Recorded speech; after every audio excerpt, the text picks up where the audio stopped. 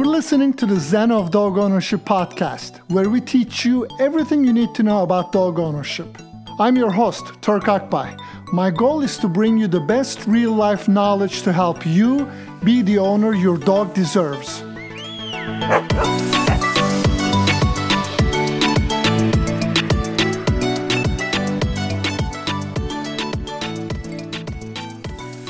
We were talking about, some memory that I had about the military, and I was like, oh, it's like in the movies.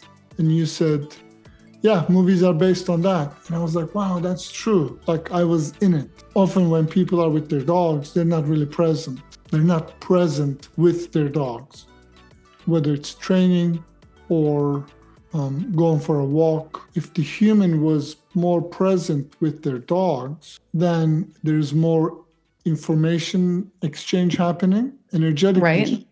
Because dogs are energy-driven animals. Right. Or from a person who's watching their dog, like being present, observing their dog, they can really learn a lot about their dogs. And then they can use that information later. Right. So what I'm hearing is awareness and mindfulness.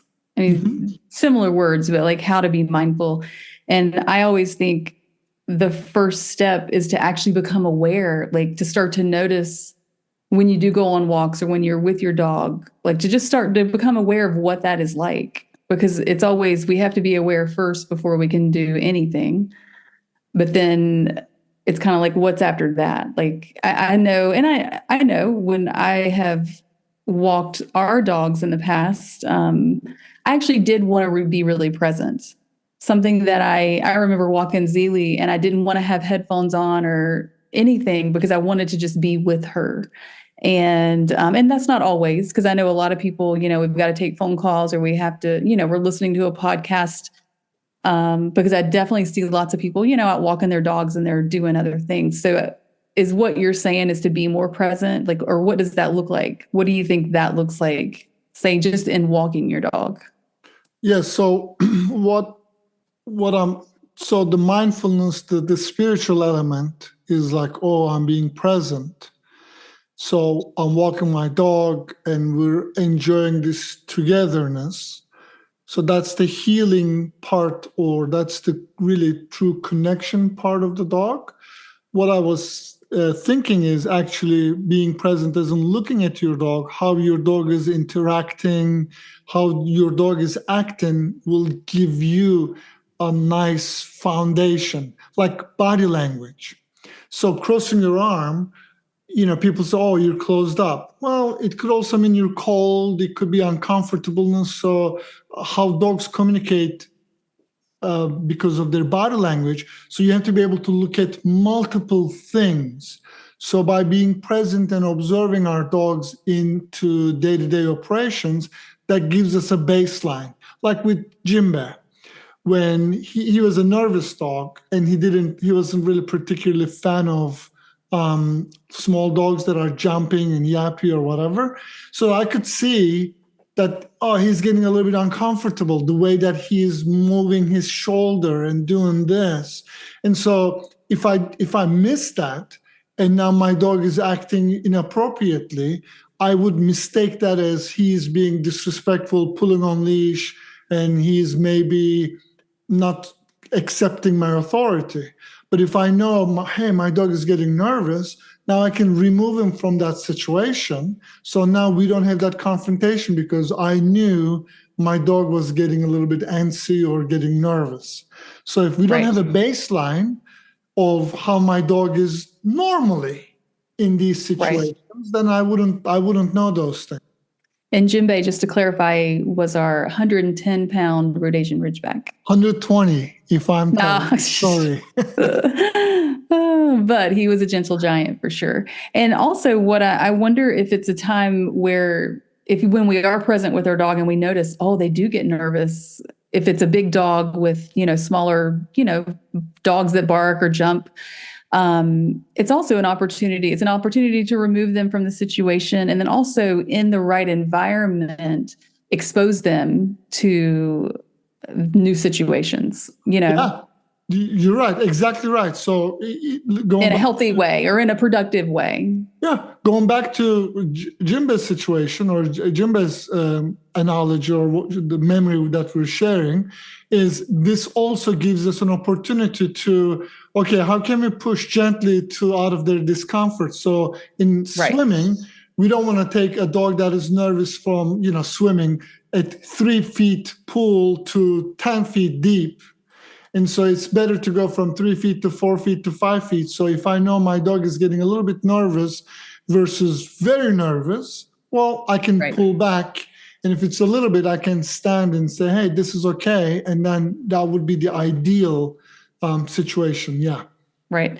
And talk more about just being present. Like, what does that actually, obviously, it sounds like observation, like actually looking, but I guess I really do go to the mindfulness and go to truly being aware of, my dog's energy, like you were saying. So for somebody maybe who's not familiar with whether it's energy or even mindfulness, like what would you say is more of the logical brain? So what would somebody who wants to be more present with their dog, but really doesn't know how to do it, like what would you suggest as a first the first step? Dogs don't talk to each other. So you could put 10 random dogs, just put them together, and they'll be able to find a ranking between them. They will create a hierarchy with 0 meetings, 0 name tags, nothing. So they have an energetically communicating with each other.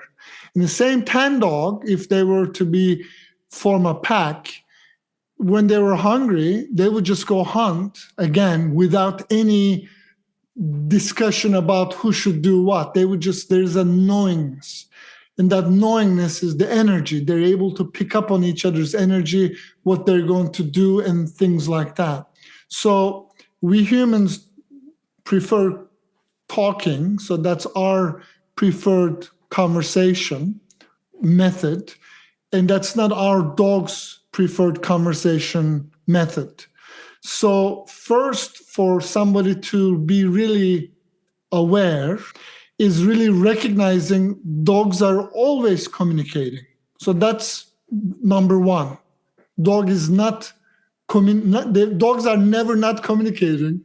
They're always communicating, whether their tongue, whether their ear, the way they posture and all that. So step number one is recognizing, oh, my dog is communicating with me other than verbal or even vocal. That brings us to observing, because we can't hear how they're communicating with our ears. We actually have to see with our eyes how they're communicating. Tail wag, right? Everybody knows that means excited, but technically speaking, there are 3 distinctly different ways a dog wags their tail. So right. When I first learned that was pretty wild. Yeah. I was like, oh, they're happy. And then they're like, then there's a dog fight. Like, what happened? Yeah. So like if somebody truly want to understand their dog or how their dog is communicating, I would say start with the tail wag and look at your dog. When they're happy, you'll see a tail, even if it's a stub, is free. It's just moving. You can just see that tail is like a free moving, playful tail. Now, same dog, the minute that they're focused on something or they're excited but not playful excitement, that motion, even if it's a stub, will become more rigid. Right. And then I tell people when we're talking, especially with aggressive dogs, I say, when you see a free moving tail, that's a happy tail. When you look at a tail and it reminds you of a windshield wiper, so then that's a nervous energy. It's still excited, but not every excitement is good excitement. So that's nervous energy. So again, like tying it all together is once you understand and go, oh, there are different ways my dog is communicating. You either want to understand your dog or you don't want to understand, or you don't care. So if you're one of the people that you want to understand your dog, boom, that you start there and then just move through the body. And you said something about energy, which I think I was just sharing this with somebody from Amsterdam about when they were picking a dog. So you could literally put your hand on the rib section of your dog and apply pressure like hugging a friend pressure. So you're not pulling the dog, you're not really introducing your energy to dog, but you literally put your hand and just that level of a gentle hug pressure with your hand, you can feel the dog's energy, whether it's a nervous energy or if it's a calm energy. So that's a way to really being in tune with your dog, because that's how dogs know each other. Like that's how they communicate. When the dogs are nose to nose and they're doing this, they could just feel this vibration the other dog is emitting. And that's why sometimes dogs are like, hey, it's cool. And then all of a sudden it's not cool. And they didn't say anything to each other, just the energy shifted. That's really interesting. All these years, I haven't heard that one. Good. Yeah, thanks. That's really cool. Yeah, yeah. And so what else about, so you talked about just even starting with the awareness or observation of like a tail wag. And like, do you have anything as far as like, I think a lot of times people do spend a lot of time with their dog, either maybe after work, kind of hanging out, chilling on the couch or on walks. So is there either of those that would be a good place to bring in some awareness or mindfulness or being present? I think anytime you're with your dog, you can be present. I think now we're coming into more esoteric sounding to humans, but very valid for dogs way to communicate is literally checking your energy. So going to a training, going for a walk. If you're saying, come on, dumb dog, let's go for a walk, I'm busy, and then you're emitting that energy, your dog is going to pick up on that. We've done this exercise on group lessons multiple times. I tell people, have a seat while you're holding a leash. Just start squeezing the leash and just thought, dumb dog, or angry thought. You're going to physically witness your dog will shift their energy. You don't have to say anything. They're aware of this. And it can be not about the dog even, but about anything. If you're mad at your spouse 100%. or your boss or... 100%. Well, dogs are smaller horses. They're really they get that. Right. So the opposite also is true. So like even when we go for a walk, one of the things that when we're teaching clients about walking their dog, we say, don't talk to your dog all the time. It's not necessary. But you can talk to your dog non-verbally. So if I'm walking with my dog, and I'm really literally saying these things internally, not spitting out the words, but internally saying, I'm really enjoying this walk. This is so nice. This is a cool time for us to hang out and birds are singing and all this. That brings my awareness to my dog's level. And I don't mean this awareness, I mean my energy. So we become in sync. And then that's just the beautiful part. If I'm at home, when people are hanging out with their dogs, when we tell them to play with your dog, it's not like, come here, dog, let's go play, but actually play with your dog the way that your dog wants to play. Like be playful with your dog. That's the word. Yes, thank you. Playfully playing. Right. It's lighthearted, like, just fun. Yeah. So, because I'm a foreigner, I get to point these things out to our clients often. I go, you don't really mean to release your dog like that, or you're not really praising your dog. I'm always saying, praise your dog, praise your dog, praise your dog. And the human says, good dog, good dog, good dog. Well, you're saying the words, which doesn't apply to the dog, but you're not really meaning it. So you could go, good dog. And so that's different energy than good dog. So a dog will prefer good dog. Yeah, that's pretty. They will prefer that 100% to any other verbal stuff that we say. Right. I like that a lot.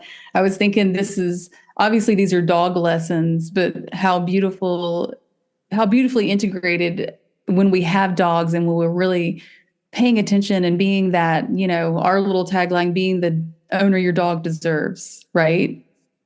Like be the owner your dog deserves, and how, it's life lessons. Like I know people have written books about this already, but just how when we really pay attention, these lessons or these things that we learn with our dog can be put into any part of our life. Being mindful, being aware, being present. But what a beautiful place to practice, or a beautiful place to become more and more aware when we're with our dogs. And then we can kind of take it out. To me, it's the ripple effect of humanity. And anyway, I'm going off on a tangent, but I really like that. Yeah, so you're right. And I think I put that on the bio briefly when we were building the website. Dog training is not teaching your dog more tricks, but really learning to communicate with another being. That's our main goal, is to help people live, communicate, be a part of their dog's lives and the dog a part of their life. Like, I really think of course, we want our dogs to sit and pay attention, or, not pull on a leash and things like that. But it really does start with our relationship with our dog, which, and we're human. We're not going to do this thing perfect. But I think the more awareness we can bring, the better for us and for our dog. Yeah.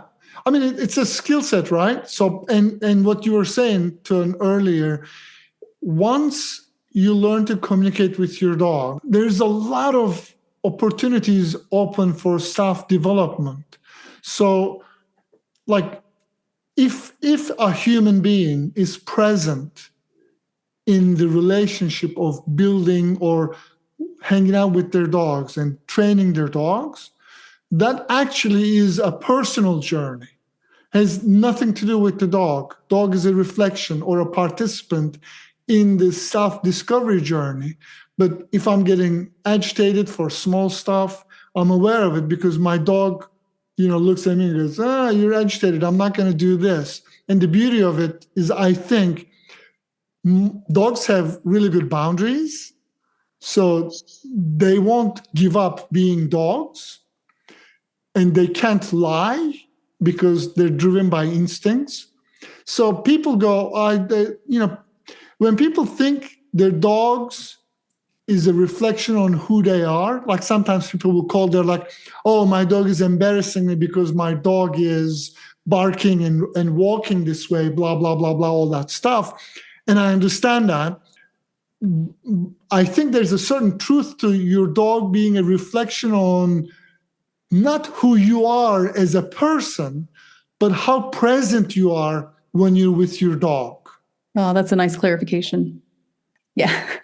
And, it made me think of like some of the things you and I may jokingly say it when we see people walking their dogs, like, relax your arm. You were kind of saying that, like, relax your arm.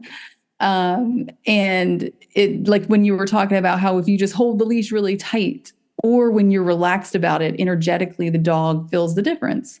And so just even in relaxing your arm, like when you're walking your dog, notice, is it up high? Are you relaxed? You can, if your leash is long, you can kind of hold more of it. So I think it's just something to notice as you're out walking your dog. Yeah. I think one of the things that I notice, and this is not a comment on any other dog trainer at all, but when you watch shows on TV and it's like, I'm the alpha. Ugh. Right. Yeah. Right? A true alpha already knows, like a true leader doesn't say, I'm a leader. Doesn't claim their leadership. Right. Past many years, I haven't seen a new problem. But every time, even today when I'm walking up to a dog, I'm always respectful of the being because it's like, it could hurt me. Now, that's maybe my respect comes from fear or whatever, but I'm never confrontational. And so that paid me dividends when I'm approaching with the dog, because dog is never saying, this guy is a jerk. I need to teach him a lesson. Or dog is never defensive, although they don't have these feelings, but they could generate defensive reaction from the dog. So instinctually, yeah. Yeah. So I'm approaching it as like, first is, how can we have boundaries? And I want to respect your boundary, and I want you to respect my boundary. And then once we approach it that way, so now I can actually pay attention to what the dog is telling me, and then we can move it. The new analogy I started using with a lot of our new customers now is to dance. So when we're dancing, there's a leader or whatever is the person who's leading the dance, and then the other person who's not leading the dance, just participant or whatever is the right terms for it. But it's not a confrontational relationship during the dance. So if we approach our dog interaction in the same way, I'm a leader, but God damn it, listen to me, is not the leader we're talking about. It's like, hey, let's go this way. Let's move this way. Let's listen to this beat or whatever. It makes a difference. And dogs respond so quickly. Like they're not like, hey, yesterday you were a jerk, so today I'm going to be like this. They're like, oh, this is what we're doing? Talk about being in the present moment. Yeah. Dogs are definitely that. That's really beautiful. I like that a lot. I think so what we're really talking about, just to kind of recap, is being present with our dog, being aware and mindful and noticing our energy. And that could just be the first step for a lot of people. It's just like, wow, let me notice my energy when I'm with my dog. And then you've given some really practical things to do, like even on the walk or just being present with your dog and noticing their energy. So I think this is really helpful to a lot of people and just getting started. And I think what I want to say is, don't take it as you've got to do it this way 100%, but it really is that progress, not perfection. Just allowing ourselves to learn more, to become more aware. I think that's my goal in life, is to always continually be aware of whatever is going on. So I think this has been really a great conversation. Thank you. Yeah, I agree. Thank you. Is there anything else you wanted to add? Yes. Okay. One other thing I want to add to this is it's a feedback. So if I had a hard day and I'm not in a good space, I still have to walk my dog. So now I'm out and I can see or I can feel that it's not, I'm not where I want to be. Well, I can drag that for the rest of the walk and continue it, the past. Or I can use that as a feedback and say, oh, let me get centered. And it's always easier to center with a dog. Just pet the dog. Like when you're petting a dog, you feel good. So if I'm starting and it's just like, I'm in a crappy place, well, it's going to be really hard for my dog to walk nicely with me because I'm not participating in a nice walk. I'm already grabbing all the garbage that I had before, but I have tools. I can literally pet my dog. He says, hey, we're going for a walk. And I had a crappy day today. I'd like to, before you know it, 10 seconds. You're feeling better, and then go for a walk. Right. Yeah. Life lessons. I love it. Yeah. Love it. Life lessons. Maybe we can create a category. Oh, this has been really good. Cool. Is that it? Yeah, I think so. I think we can wrap this one up. Yeah, I'm glad we did this. I'm super happy. I don't know, since we've never done this before, I don't know how to end it, but let's go eat. That's a good... Thanks, Turk. Thank you, Jill. And thanks. This was really helpful for me as well. Absolutely. I'm Turk Akbay. I'm Jill Akbay. And this is Zen of Dog Ownership Podcast. We create this for you guys, the dog owners. Absolutely. We love your feedback, so let us know. Bye, everyone. Bye.